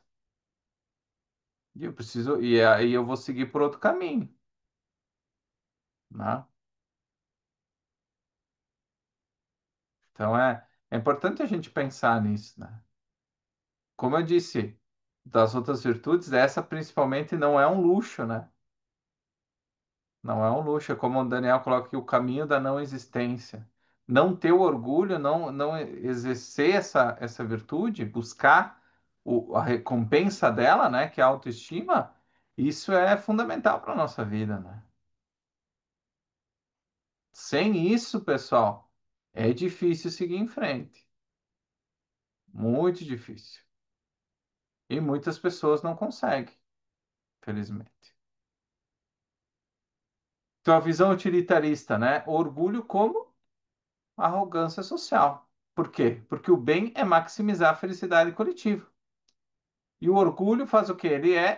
Ele rompe justamente essa harmonia, essa felicidade coletiva. O homem confiante ele é visto como uma ameaça ao ideal de igualdade que a gente falou antes. O ideal, nesse caso do utilitarista, né, é uma modéstia útil. Eu vou me anular em prol do grupo, né? Eu vou me anular em prol do grupo. Isso que é o ideal. É essa modéstia útil e não orgulho. Enquanto o grupo aprovar, eu me anularei, exatamente como o Eric colocou. Então, a busca da própria perfeição, que é o que nós vemos falando, é o que permite servir aos outros com autenticidade e não submissão. É nisso que a Rand acredita, né? Para o Aristóteles, ele tem um conceito chamado megalopsiquia, perdoe se eu não pronunciei errado, que é aquela virtude do grande espírito, aquele que sabe merecer a honra, né? É nobre, é bom o orgulho nesse caso, né? Essa definição que ele dá. Mas é social, depende do reconhecimento dos outros. Ou seja, vender segunda mão, né? Então, para Rand, ela diz que não. É positivo, mas não depende dos outros. Não depende da cidade, da polis, nem de aplauso, mas da razão. Então, a grandeza não é status, que é aquilo que o Eric comentou, né? Antes da aula, ali, no início da aula. Mas é consciência de mérito. Então, pro Aristóteles é uma virtude cívica, como a justiça. Mas, para Rand é uma virtude existencial, é a justiça aplicada ao eu. Fala, Daniel. Isso me remeteu a aqueles casos que a pessoa, ela muitas vezes recebe aplausos e ela com ela mesma, ela não está feliz, né? Exato. E por outro lado, tem aqueles casos que a gente faz alguma coisa que às vezes nenhuma outra pessoa viu, mas que a gente sabe que a gente fez um bom trabalho, assim, fez uma coisa que a gente realmente se esforçou e queria e atinge, e isso dá um tremendo orgulho, né? E ninguém, não tem aplauso de ninguém, né? Exato. É a sensação, né, do impostor que o Keating, né? Que o Keating passou muito tempo em A Nascente, né? Todo mundo aplaudia ele, mas ele não tirava nada disso, não tirava nenhuma autoestima disso. E ele não entendeu por muito tempo esse processo, né? Pô, o pessoal tá aqui, tá me celebrando, mas eu não retiro nenhum valor disso. Por quê? Eu deveria estar me sentindo bem. Por que que eu não estou me sentindo bem? Depois, no final, ele vai entender. Mas ele passa muito tempo do romance com essa perspectiva. Então, esse foi o tratamento das três virtudes, né? E a última seção do capítulo é o emprego da força física como um mal. Então, essa é como se fosse uma virtude negativa, vamos dizer assim, se eu posso usar o termo, né, que o Peikoff traz no final.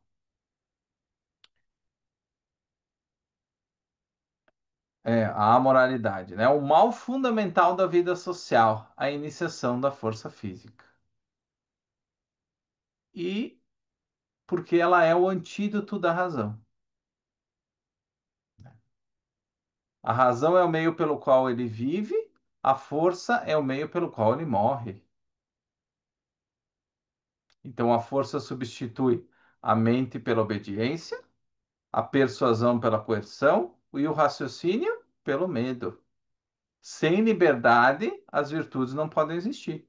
Tudo que a gente falou até agora, com a força física, com o emprego da força física, iniciação da força, nenhuma das virtudes das quais a gente falou até agora pode existir, né? Onde há coerção, a mente se cala. Onde há liberdade, ela floresce. A gente vê hoje, né, a cultura do cancelamento, a violência, recentemente, né? Tá, mas é importante destacar como a Randy ela define força, né? ela define como uso da coerção física ou ameaça para compelir um homem a agir contra seu próprio julgamento racional. Isso que é força física, o uso da força física. Isso inclui agressão, roubo, sequestro, fraude e chantagem, por exemplo, né? Iniciar a força é o mal moral fundamental. Retaliar a força é um ato de justiça defensiva. Então a Rand ela não tá dizendo assim, pessoal, nada de força física, hein? Em absoluto, nenhum tipo. Você precisa ter justamente essa consciência, né? Então usar a força em primeiro lugar é mal. Usar a força em segundo lugar, em retaliação, é justiça. Então, a coerção, o que que ela faz? Ela contradiz a natureza racional do homem e rompe o elo entre a mente e a existência, porque ele deixa de pensar. Ele não pode mais pensar. E se ele não pode pensar, ele não pode agir na realidade. Ele não pode agir de forma racional. Pensar é um ato voluntário. É um ato que eu e você podemos fazer. A coerção destrói essa capacidade volitiva, né? Então, a razão, como a Rand sempre fala, é a faculdade que funciona pela escolha. E uma arma destrói essa escolha. Então, a força ela pode manter obediência, mas jamais convicção.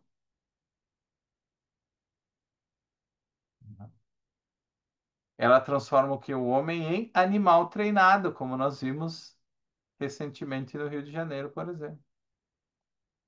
Reage para evitar a dor, não para buscar a verdade. Então, é uma questão reativa. É como um cachorro, né? Como um gatinho. Fala, Daniel, depois o Eric. É, essa questão, inclusive, acho que mais recentemente, ela pode ser comprovada pelas neurociências, onde quando nós, seres humanos, estamos numa situação que gera medo, o nosso cérebro mais recente, que, se eu salvo engano, é o neocórtex, ele fica como se estivesse desligado e a gente fica predominantemente na parte, eu acho que é o córtex, eu não lembro exatamente, tá? Mas a gente fica predominantemente sem a parte recente, que é a racionalidade, e a gente fica predominantemente com a parte antiga, que é a parte mais animal. E é exatamente isso que a Rand fala, né? Exatamente. Exatamente, Daniel. Fala, Eric. Eu acho que é justamente esse tipo de noção de moralidade que falta nos governos de hoje, inclusive na nossa própria Constituição e nos poderosos e nas pessoas. Porque eu vi muita gente falando sobre, mas é uma vida, né? A questão dos vagabundos aí que estavam lá no Complexo do Alemão. Só que é essas pessoas, elas violam direitos. E o dever do Estado é proteger direitos. Direitos aqui, para nós, são direitos individuais. A gente fala direitos, mas eu normalmente tomo esse cuidado de falar direitos individuais para poder é, separar os conceitos. E assim, o que me parece é que as pessoas de fato não sabem ter um julgamento objetivo sobre isso. Tipo, eles são bandidos, eles estão violando. E o dever do Estado é combatê-los de maneira veemente. Entende? Exato. É a base, né, das definições de Estado, de direito e de povo, né? Que estão na base de todo o sistema jurídico. Fala, Eric. E assim, outra coisa. O ser humano ele tem duas formas de lidar com o outro ser humano. Tem a forma moral e a forma imoral.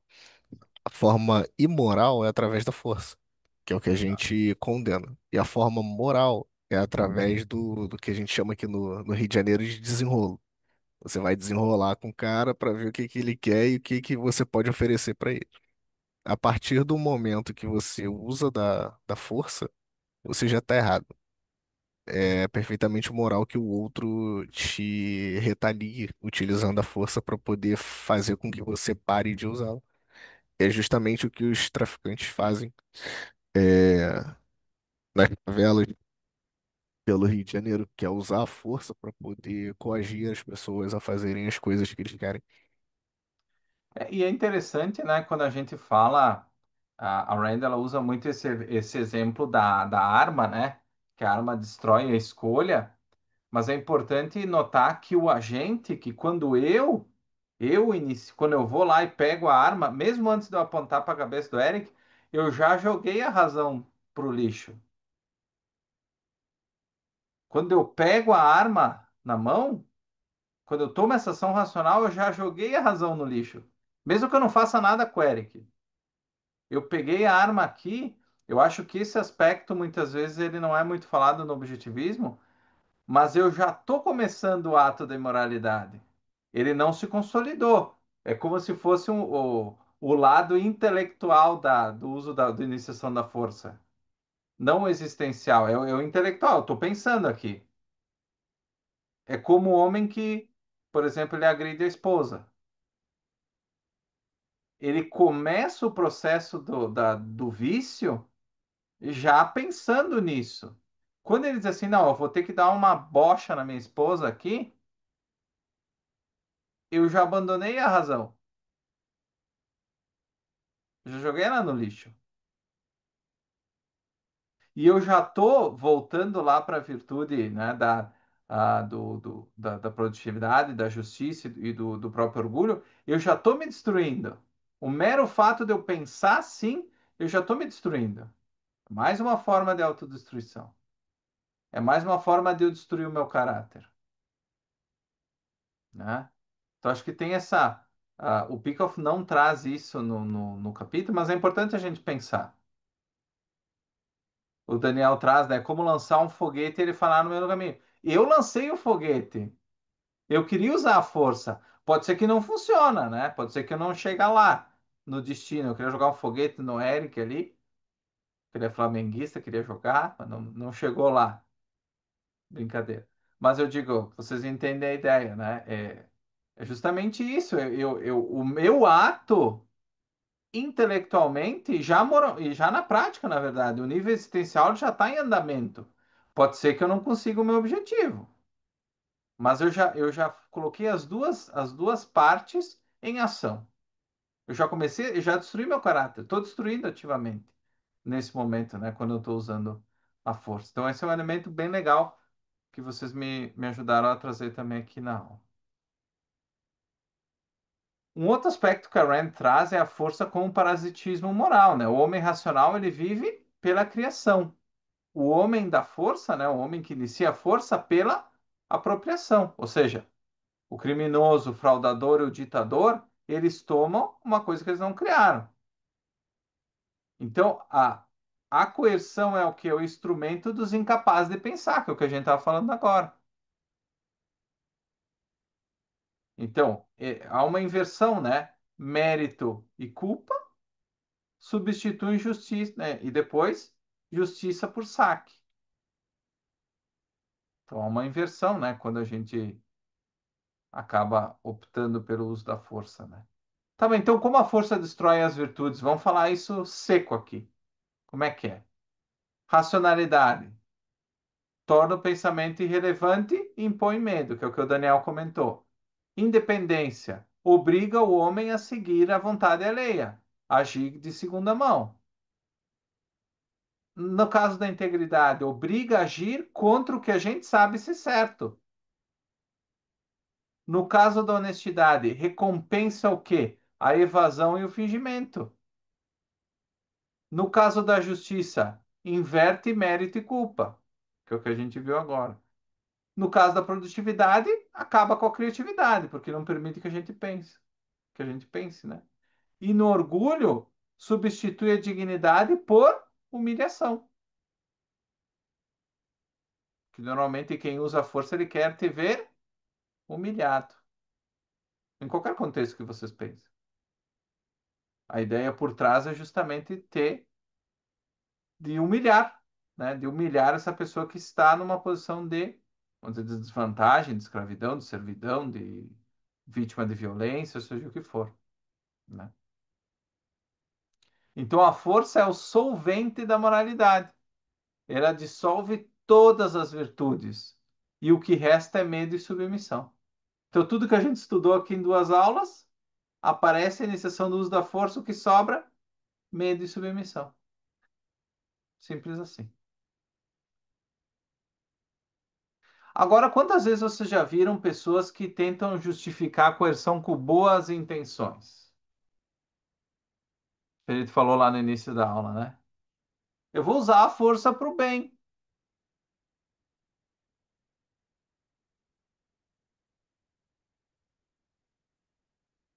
É, o Eric comentou diversas vezes, né? Inclusive contra crianças, né? Quantas vezes, né? Mas é interessante pensar que a ideia por trás, muitas vezes, dessa ilusão dos fins bons, parece boa, não é? Eu não estou fazendo mal, eu quero educar, eu quero ensinar o que é certo. Porque eu sei o que é certo, eu sei o que é correto. É o que a minha emoção diz, né? Minha emoção diz que eu tenho que agir. Tá errado, meu filho tá agindo errado. Então, cacetada nele. Eu sei o que é certo no casamento. A minha esposa está fazendo errado. Cacetada nela também.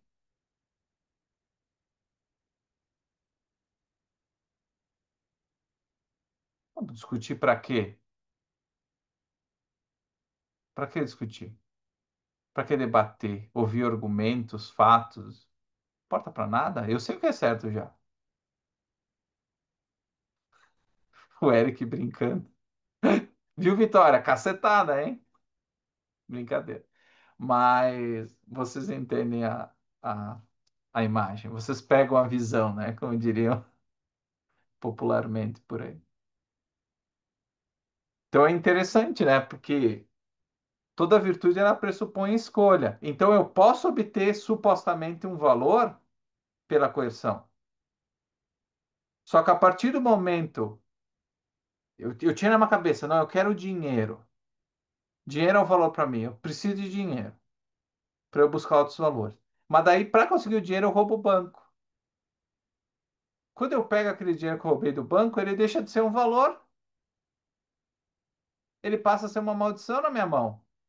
Vão me perseguir, não vou poder gastar, não vou poder usar, vou ter medo de sair de casa. Então, aquilo que eu achava que era um valor, deixou de ser um valor. Então, é interessante no caso do roubo do banco que a pessoa ela começa a entrar num ciclo de adrenalina que ela não tá mais, ela não faz mais diferença quando ela rouba. Não é mais um valor para ela. Se for pedir para o ladrão de banco e dizer assim, quanto tu roubou? Eu roubei 10 milhões. Aí a semana seguinte, 15. Mas ele fala de uma forma qualquer. Ah, 10 aqui, 15 lá. Tanto faz.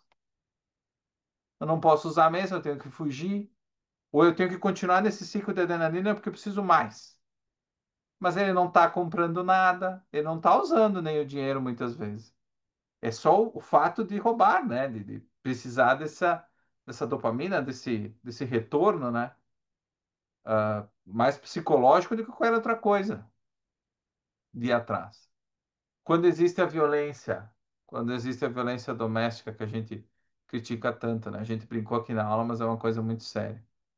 Tu acha que usando a força contra a tua esposa, tu vai manter o casamento? Mas esse casamento já terminou. Não existe mais o valor do amor romântico entre o casal. Acabou. Porque existe uma escrava ali, muitas vezes por medo, mas não existe mais respeito, não existe mais amor, não existe mais construção de futuro. Tudo que podia restar de virtude que você admirava na pessoa terminou.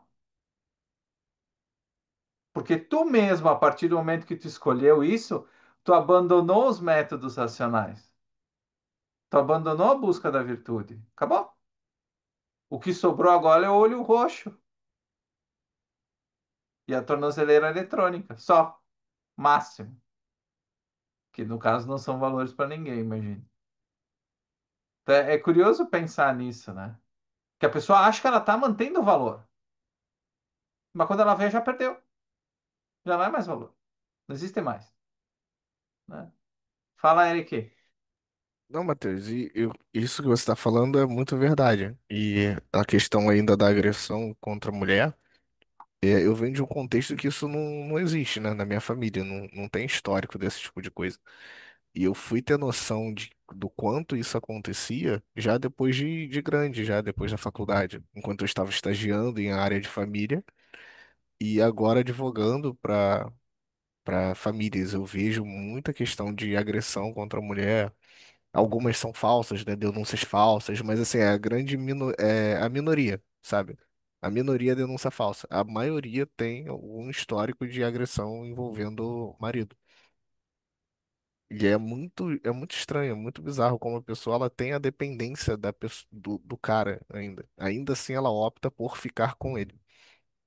Independente da desculpa. Ah, ou é pelos filhos, ou então é para ficar confortável, ou porque ela não conseguiu criar a vida profissional dela antes de ter o filho com a pessoa e se abdicou de tudo. Entende? É muito complicado, é muito pesado. Exatamente. A gente vê vários casos, né? Casos que a gente acaba.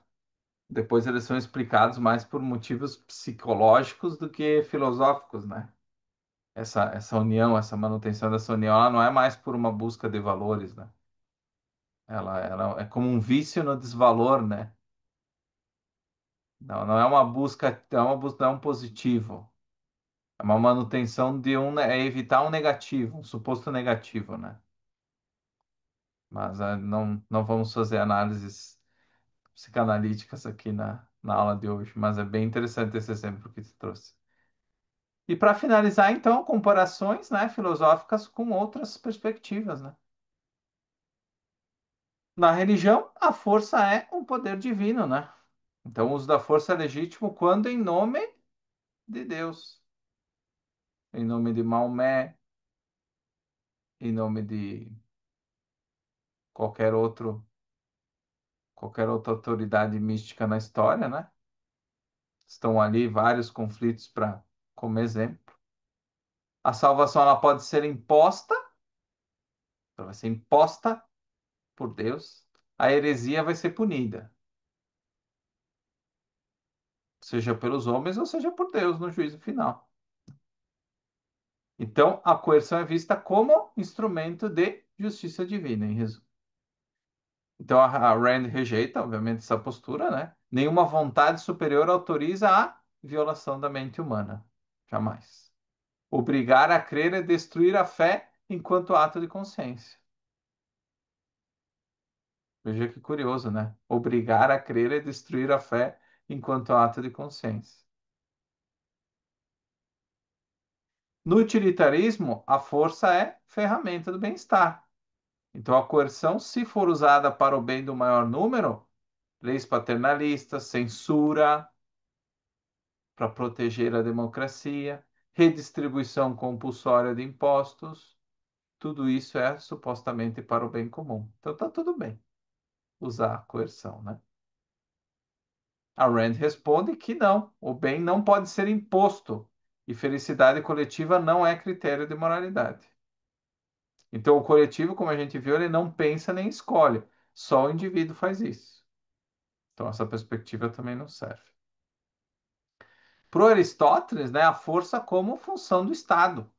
Então, Aristóteles admite a coerção como meio de educar o homem irracional ou manter a ordem política.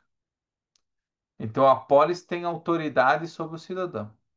Essa é a visão dele. Nesse caso, a Rand, ela deixa isso muito claro. O Estado não é tutor da virtude, não é o Estado que vai dizer o que é virtuoso e o que não é. Isso é uma função individual. O Estado é o guardião da liberdade, para que eu possa exercer minhas virtudes. Ele é apenas a força retaliatória.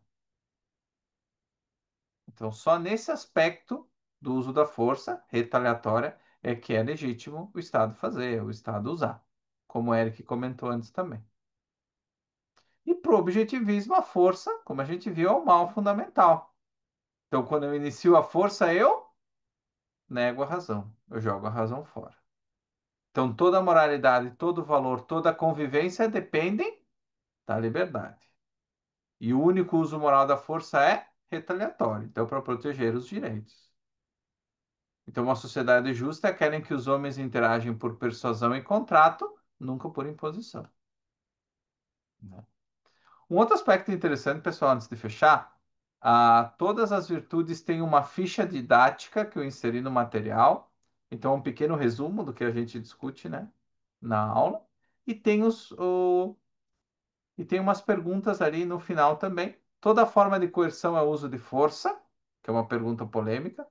O uso da força pode ser moral para proteger o outro? Pergunta importante.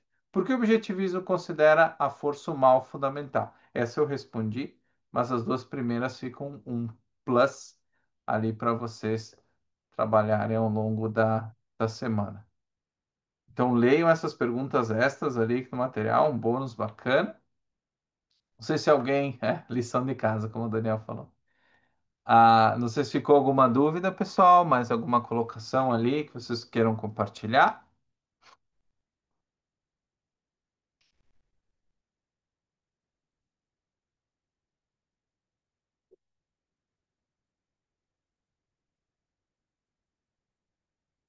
Bom, então, se não há mais perguntas, gostaria de agradecer então a presença de vocês. Amanhã já fica disponível a gravação logo cedo. Muito legal a participação de vocês todos ali, é muito importante para a gente deixar a aula bem bacana. Então, obrigado aí, participação da Vitória, do Eric, da Rafaela, da Marta, do Samuel, que não abriu a câmera hoje, e do Daniel. E do Felipe também, que foi fazer a sua janta, né? Que é o compromisso dele das quintas de noite. Então, um abração, pessoal. Ótima semana e a gente se vê na quinta que vem.